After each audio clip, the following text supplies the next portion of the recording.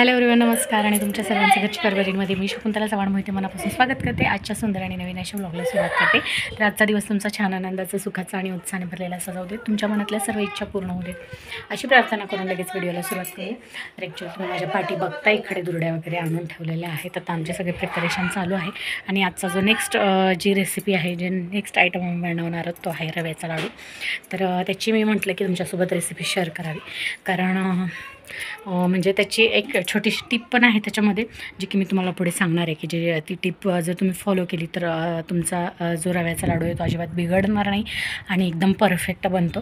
आणि दुसरी गोष्ट म्हणजे की कडक वगैरे होत नाही, एकदम मऊ खुसखुशीत असं होतं, म्हणजे की इझिली कुणीही तो खाऊ शकतो आणि पाहिजे तशा आकाराचे सुद्धा तुम्ही लाडू बांधू शकता जर ही टिप फॉलो केली आणि अशा पद्धतीने जर तुम्ही रव्याच्या लाडूची रेसिपी केली तर चला लगेच आपण बघूया। इकडे बघा किचनमध्ये पाठीमागे माझ्या त्या साईडला तुम्हाला दिसते की सगळी प्रिपरेशन करून ठेवली आहे। सगळं मी म्हणजे रवा वगैरे नीट करून म्हणजे निवडून वगैरे ठेवलं आहे। त्या दिवशी निवडला होता पण तो मोठा रवा होता, त्यामुळे मग आता लाडूसाठी मला म्हणजे तीच टिप मी पुढे तुम्हाला सांगणार आहे। तो लहान रवा लागतो, तर तो पुन्हा आज मी तो क्लीन वगैरे करून घेतला आहे आणि आता सगळी प्रिपरेशन करून घेतलेली आहे। तर आता चला लगेच आपण रेसिपी बघूया। हाय गाईज, तर बघा चला आता माझे चाललेले आहे म्हणजे सगळं आता म्हणजे लाडू करायचंच आहे। तर बघा रव्याचे लाडू बनवण्यासाठी अशा प्रकारे मी तुम्हाला दाखवलं, तर बारीक रवा घ्यायचा आणि ज्यांना जमत नाहीत ना लाडू ते सुद्धा ह्या रव्याने लाडू अगदी छानपैकी करू शकतात, काहीही फसणार नाही आणि काहीही बिघडणार नाही। आणि जरी कुठे काय बिघडलं तरी कसं ते मॅनेज करायचं ते सुद्धा मी तुम्हाला पुढे सांगणार आहे। आणि शक्यतो तुम्ही ही टिप फॉलो करा की एकदम बारीक रवा जो असतो तो तुम्ही रव्याचा लाडू बनवण्यासाठी घ्या, त्यामुळे लाडू तुमचे अजिबात बिघडत नाहीत आणि जरी थोडंफार काही बिघडलं तरी ते दुरुस्त करता येतं। तर मोठ्या रव्याचं तसं होत नाही, मोठ्या रव्याला खूप म्हणजे स्ट्रगल होतो, त्यामुळे म्हणजे बरेच जणांचं तुम्ही ऐकलंही असेल की रव्याचे लाडू बनवायला खूप जरा जड जातात। तर अशा पद्धतीने सांगते, त्या टिप फॉलो केल्यात तर काहीही अवघड नाही आहे। तर आता मी रवा मोजून घेतला, बारीक रवा मी निवडून घेतला होता, तर मी मोजून घेतला मापट्याने।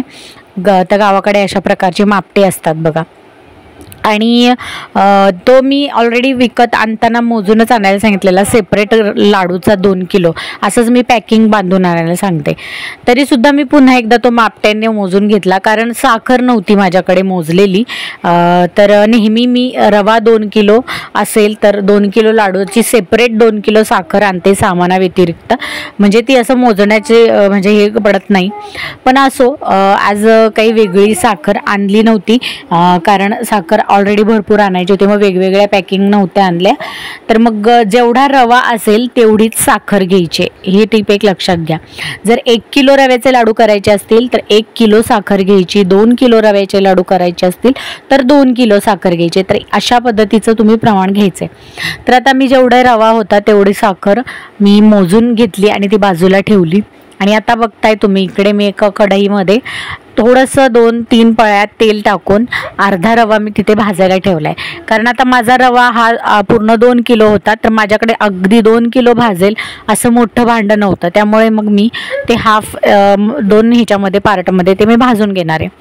तर आता रवा भाजतानाची एक टिप आणखी एक आहे की अगदी जास्तच तेलाच्या ऐवजी तुम्ही तुपही घालू शकता।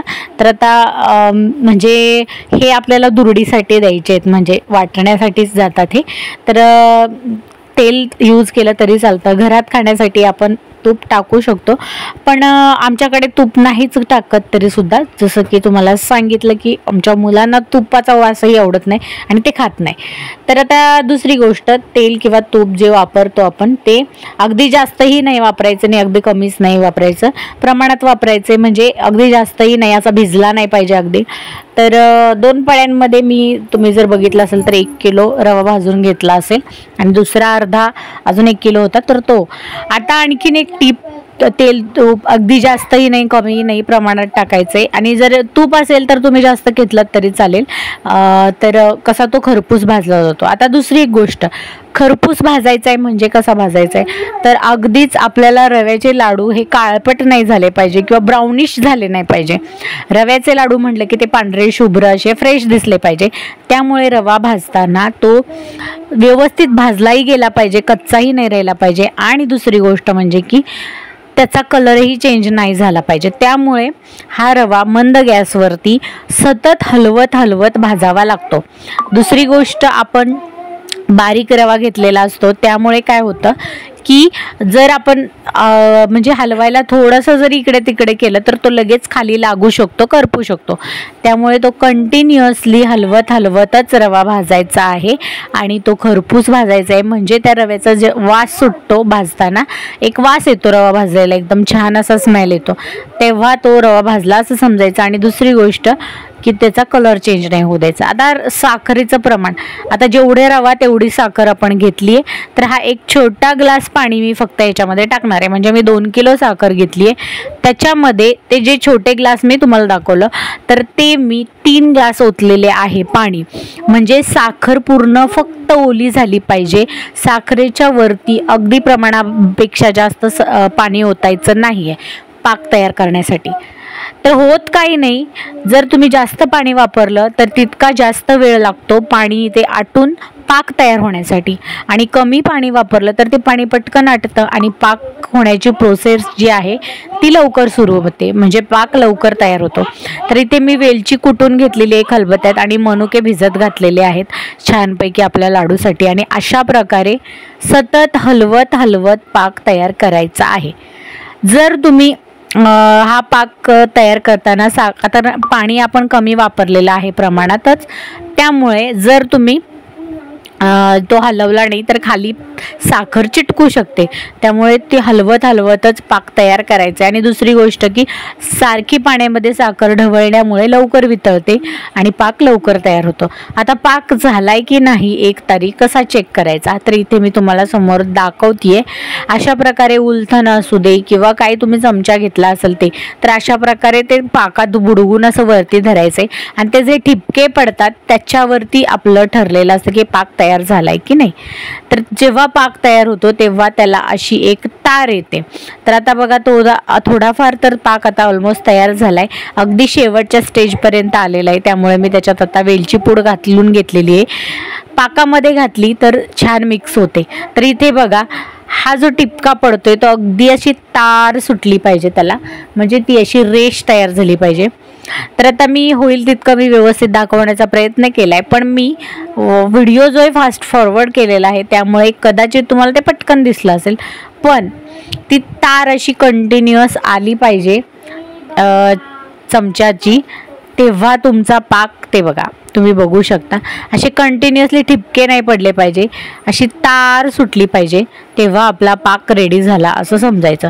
तर आता ह्याच्यामध्ये पाकामध्ये छानपैकी जो मी वेलची पूड घातलेली ती शिजून झालेली आहे. आणि दुसरी गोष्ट की मनुके पण छान त्याच्यामध्ये मिक्स झालेले आहेत, फुगतात त्याच्यामध्ये मनुके टाकल्यानंतर. तर हे बघा अशा प्रकारे तार आली पाहिजे, दिसत असेल तुम्हाला स्क्रीनवरती बघा. हे बघा असं एकदम जो तो ठिपका आहे तो असा अगदी लांबवला पाहिजे, जो तुम्ही शेवटचा ठिपका पडताना पाहिला तसंच. तर आता आपला पाक तयार झालेला आहे, एक तारी पाक. ह्याच्या पुढे जर पाक गेलात तर लाडू अगदीशय कडक होतात, ते तुम्हाला अगदी फोडून खावे लागतील. त्यामुळे असाच पाक तयार करायचा आहे एक तारी.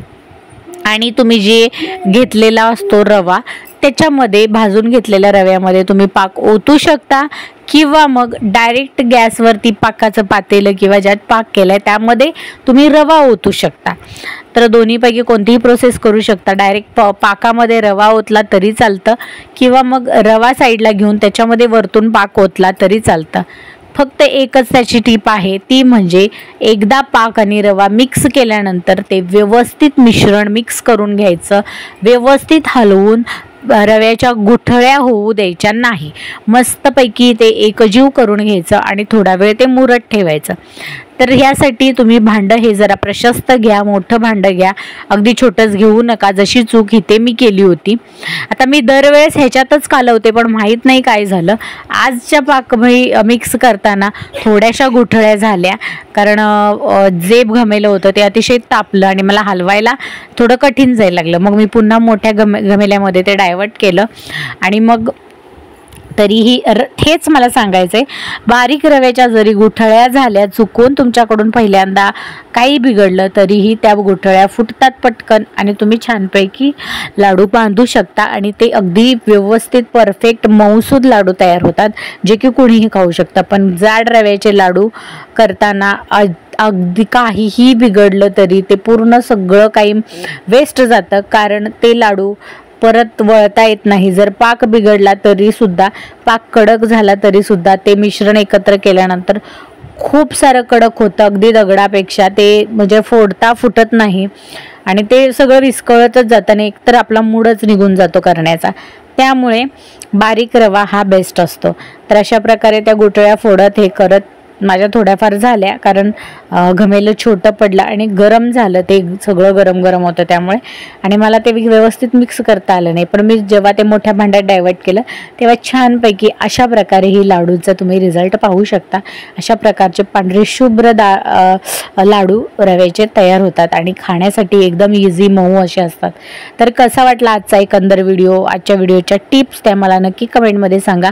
थोडा जरी व्हिडिओ आवडला असेल तरी लाईक, शेअर, सबस्क्राईब करा. भेटू लवकरच पुढच्या व्हिडिओमध्ये.